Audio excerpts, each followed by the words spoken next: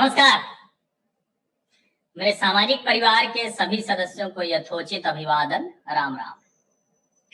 एक मेरा जो पूर्वाग्रह था वो धीरे धीरे दुराग्रह में बदलता जा रहा है और मैं चाहता हूं कि कोई तो उसे खारिज कर दे, लेकिन ज्यादातर जो लोग लिबरल अपने आप को कहते हैं, तो लिबरल तो वो है नहीं, तथाकथित लिबरल है। अच्छा, लेफ्टिस्ट और लिबरल एक हो ही नहीं सकते, लेकिन ऐसा उन्होंने विमर्श कर दिया कि लेफ्टिस्ट लिबरल ऐसे कहा जाता है और लेफ्टिस्ट लिबरल को एक्टिविस्ट भी कहते हैं, ट्रांसपेरेंसी एक्टिविस्ट भी कहते हैं, आरटीआई एक्टिविस्ट भी कहते हैं।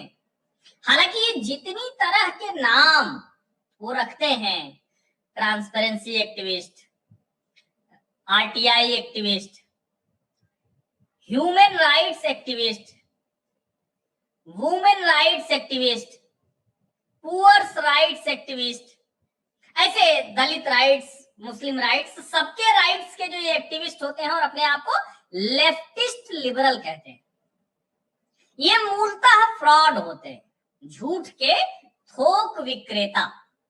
यानी अगर आप ये कहें कि बहुत अच्छे से समझना चाहते हो कि आप झूठ को कैसे परोसे कि वो सच लगे, सरोकारी लगे, विमर्श का हिस्सा बन जाए, तो आप कुछ दिन लेफ्टिस्ट लिबरल्स की संगत में रह जाइए।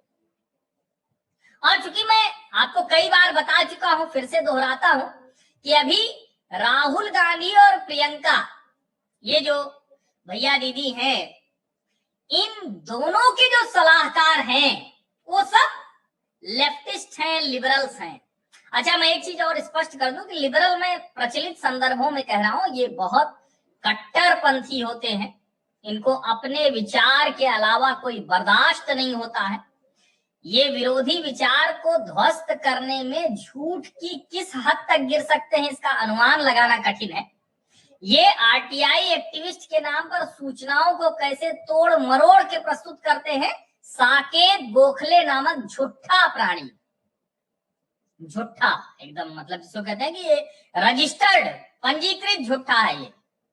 और ये जाने कितनी बार पकड़ाया है झूठ बोलते हुए, ये लगातार ये व्यक्ति झूठ बोलते हुए पकड़ाया है। हालांकि ये भी अपना जो बायोडाटा लिखता है ट्विटर पर, वो लिखता है ट्रांसपेरेंसी एक्टिविस्ट एंड इन्वेस्टिगेटर, और आगे जैसे ही लिख दिया एंटी फासिस्ट, तो मैं उसके फॉलोअर्स की सूची देख रहा हूं तो मुझे बड़ी हैरानी होती है कि बहुत अच्छे अच्छे पत्रकार, बहुत बड़े बड़े पत्रकार, निजी जीवन में हो सकता है कि वो सब कभी कोई गड़बड़ न किए हों, लेकिन फिलहाल जब वो साकेत गोखले नामक प्राणी को फॉलो करते हैं, झूठे प्राणी को, तो लगता है कि ऐसे कैसे ये इतने बड़े पत्रकार इतना धोखा कैसे खाते हैं। फिर लगता है कि नहीं, धोखा नहीं खाते, ये सब जानबूझकर वो लेफ्ट लिबरल कबाल का हिस्सा बनना चाहते हैं। और ये राहुल गांधी का प्रिय झूठा इतना जबरदस्त है कि उसके लिखे पर राहुल गांधी ट्वीट कर देते हैं और फिर बेचारे फंस जाते हैं। ऐसा ही वो फंस गए थे जब संसद में उन्होंने सवाल कर दिया था कि अरे आपने तो सबका कर्ज माफ कर दिया। अब कर्ज माफ करना, राइट ऑफ करना, जो फाइनेंशियल लैंग्वेजेज हैं उस सब को इसने राहुल जी को बताया नहीं, और उसने कहा कि सरकार सबके कर्ज माफ किए जा रही है। तो राहुल जी ने बोल दिया उत्साह में, पहले ट्विटर पर लिखा, फिर वहां बोल दिया। अनुराग ठाकुर वित्त राज्य मंत्री थे तब, अब तो सूचना प्रसारण और खेल मंत्री हो गए, युवा कल्याण मंत्री हो गए। तो राहुल गांधी के सवाल का विधिवत जवाब अनुराग ठाकुर ने दे दिया, तो ये फंसा। तो ये दोनों भाई बहन प्रियंका और राहुल ऐसे लेफ्ट लिबरल कबाल से ही आजकल एडवाइस लेते हैं और फंसते हैं। इसीलिए मैंने लिखा है तथाकथित लिबरल लेफ्टिस्ट राहुल गांधी का प्रिय झूठा साकेत गोखले फिर पिटाया। तो अब ये कहां पिटाया है, अब ये जानना जरूरी है। तो farmer UN assistant secretary general रही हैं लक्ष्मी एम पुरी, और जो उनका ट्विटर हैंडल है उस पर उन्होंने अपने बायोडाटा में ये लिखा है deputy executive director UN women and ambassador of India, presently commentator on national and international affairs. अब ये लक्ष्मी एम पुरी कौन है? ये लक्ष्मी एम पुरी है हरदीप सिंह पुरी की पत्नी। हरदीप सिंह पुरी मतलब जो सेंट्रल विस्टा प्रोजेक्ट पर बहुत तर्क तथ्य के साथ बयानों की वजह से चर्चा में, बहुत स्ट्रेट फॉरवर्ड बोलते हैं। और उन हरदीप पुरी, चूंकि दोनों पति पत्नी भारतीय विदेश सेवा में रहे, बहुत ऊंचे पदों पर काम करते रहे, योग्य लोग हैं, काबिल लोग हैं, और इन लोगों ने चूंकि विदेशों में काम किया, आईएफएस रहे, यूनाइटेड नेशंस में काम किया, तो जाहिर है उसके लिहाज से इनकी अपनी समृद्धि संपन्नता है। लेकिन साकेत गोखले जैसे लोग, उनको तो कुछ एजेंडा चलाना था, और उसी वक्त सेंट्रल विस्टा प्रोजेक्ट को लेकर बहुत कुछ चल रहा था। राहुल गांधी और कांग्रेस पार्टी जो भी बोलती थी वो झूठ साबित होता था, हरदीप पुरी उसका जवाब दे देते थे। तो जब हरदीप पुरी से नहीं मिला तो उन्होंने निकाला कि ये जिसको कहते हैं ना कि अच्छा चलिए, ये एक कोई सज्जन कह रहे हैं कि फिर पिटाया नहीं ठीक लग रहा है उनको। अच्छा चलिए हम पिटा लिख देते हैं। वैसे आपको पता नहीं, भाषा के मामले में थोड़ी और पढ़ाई लिखाई करनी चाहिए। पिटाया भी वही है, लेकिन फिर भी आपको लग रहा है पिटा, तो चलिए मैं पिटा कर देता हूं। लेकिन जो मूल बात है कि झूठा आरोप लगाना, वो झूठा आरोप क्या था? झूठा आरोप लगाया कि आखिर लक्ष्मीपुरी के पास इतने पैसे कहां से आ गए कि उन्होंने फ्लैट खरीद लिया, और स्विट्जरलैंड में जो फ्लैट खरीदा, जो प्रॉपर्टी खरीदी है, वो आय से अधिक संपत्ति का मसला है। अब उस आदमी को आप देखेंगे ना, तो वो देखने से ही लगता है कि अजीब सा वो, उसका मानसिक तौर पर वो किस तरह से सोचता समझता रहता है, कुछ विचित्र प्राणी लगता है साकेत गोखले।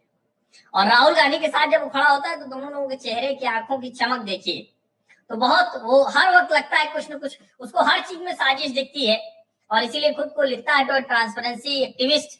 लेकिन मुझे तो आज तक कोई एक ऐसा काम करता नहीं दिखा। हाँ, विपक्ष को बार बार ऐसे मामलों में फंसा जरूर देता है। अब इस मामले में लक्ष्मीपुरी चली गई, उन्होंने ट्विटर पर ही लिखा था, तुरंत लिखा कि अगर तुरंत नहीं हटा लिया तो मानहानि का दावा, और उन्होंने किया, 5 करोड़ रुपए का मानहानि का दावा कर दिया है। अब दिल्ली हाई कोर्ट ने साकेत गोखले को कहा है कि जितने ट्वीट आपने किए हैं लक्ष्मीपुरी के खिलाफ, वो सब तुरंत हटाइए। और जस्टिस सी हरिशंकर, उन्होंने ट्विटर को भी निर्देश दिया कि अगर ये साकेत गोखले ये झूठा है तो बेशर्म भी है, तो हो सकता है कि ये ना हटाए, तो ना हटाए तो तुरंत प्रभाव से आप वो सारे ट्वीट्स डिलीट करिए। साथ ही साकेत गोखले को और भी कोई ऐसा defamatory content Puri and her husband, against Puri and her husband union minister Hardeep Singh Puri on any platform, यानी सिर्फ ट्विटर नहीं, अब कहीं भी वो बोल नहीं सकता है, ऐसा कुछ उल्टा सीधा लिख नहीं सकता है।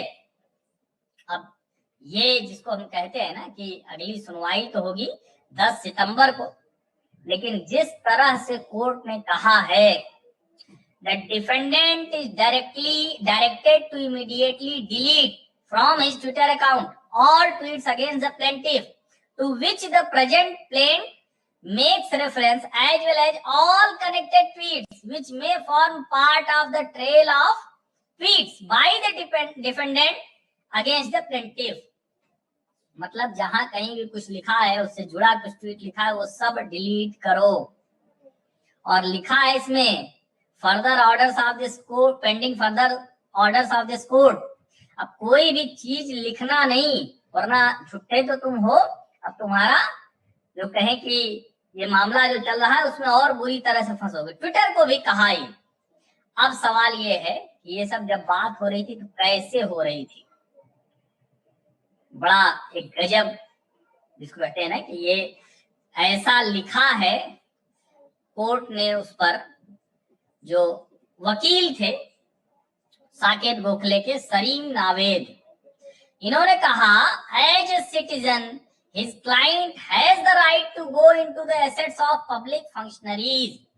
वो कह रहे हैं कि भाई ये भारत के नागरिक हैं और इस नाते से इनको अधिकार है कि किसी भी पब्लिक फंक्शनरी यानी जो सार्वजनिक कामों में हैं उनकी जो संपत्तियां हैं उनके बारे में पूछ सके, उनकी जानकारी सार्वजनिक कर सके। तो जो कोर्ट ने कहा वो सबको सुनना चाहिए। कोर्ट ने पूछा, show me that before you put this on public domain you approach the plaintiff, the bench demanded. तो भाई साहब कह रहे हैं, I do not need to, replied Naved. उसके जवाब में जो दिल्ली अदालत ने कहा वो सुनना चाहिए। उन्होंने कहा कि so any Tom, Dick and Harry can write anything willy factory against anyone on the internet. यानी कोई भी ऐरा गहरा नत्थु खैरा, हिंदी में इसको सुन लीजिए, कोई भी ऐरा गहरा नत्थु खैरा किसी के भी खिलाफ ऊट पटांग खड़ा होकर इंटरनेट पर लिख देगा। और ये जो सीनियर एडवोकेट मनिंदर सिंह, हरदीप सिंह पुरी की पत्नी के लिए थे वहां, उन्होंने कहा, I will demonstrate how malafide this gentleman is such uncontrolled people. I have worked for 28 years in the service. During my leave I worked for United Nations. ये उनके हवाले से कहा गया। और जो दोनों पति पत्नी हैं वो बड़ी सेवा में रहे, उनकी बेटी, और उन्होंने बाकायदा कागजात दिए कि बड़ी बेटी वो न्यूयॉर्क में बैंकर है, उसने 6 लाख स्विस फ्रैंक्स दिया है और 10 लाख स्विस फ्रैंक्स मोर्टगेज पे है।